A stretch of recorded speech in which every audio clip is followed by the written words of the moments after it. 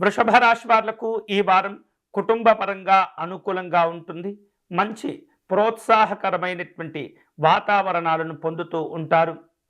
వృషభ రాశి వారు ఈ వారం తాము జరుపుకునేటటువంటి భూ సంబంధమైనటువంటి వ్యవహారాలు ఏవైతే ఉంటాయో వాటిల్లో ఏమాత్రం కూడా నిర్లక్ష్యంగా కానీ అజాగ్రత్తగా కానీ వ్యవహరించకూడదు.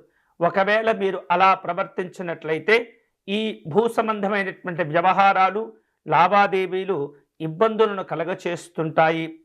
గతంలో వివిధ కారణాల చేత నిలిచిపోయినటువంటి పనులను తిరిగి చేపట్టగలుగుతారు. వ్యవహారిక విషయాల్లో వేర్వేరు కార్యక్రమాల్లో ముందు చూపుతో వ్యవహరించాలి.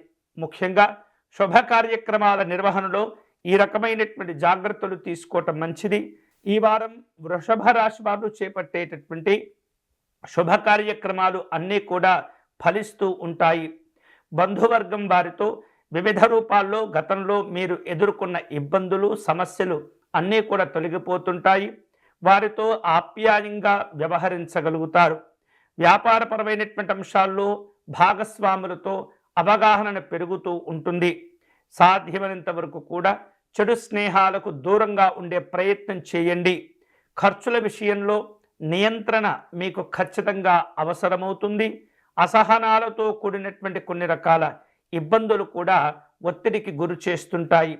ఉద్యోగపరమైనటువంటి అంశాల్లో మీరు కష్టపడేటటువంటి విధానం వలన అధికారుల యొక్క ఆదరణ ప్రశంసలను కూడా మీరు పొందుతూ ఉంటారు. ఈ వారం వ్యాపారాలకు అనుకూలంగా ఉంటుంది. పరిచయాలను ఉపయోగించుకోగలుగుతారు. వివిధ రూపాల్లో నూతనమైనటువంటి ప్రాజెక్టులను కూడా చేపట్టేటటువంటి అవకాశాలు ఉన్నాయి. కొన్ని విషయాల్లో ధైర్యంగా నిర్ణయం తీసుకునేటటువంటి ప్రయత్నాలు చేస్తూ ఉంటారు.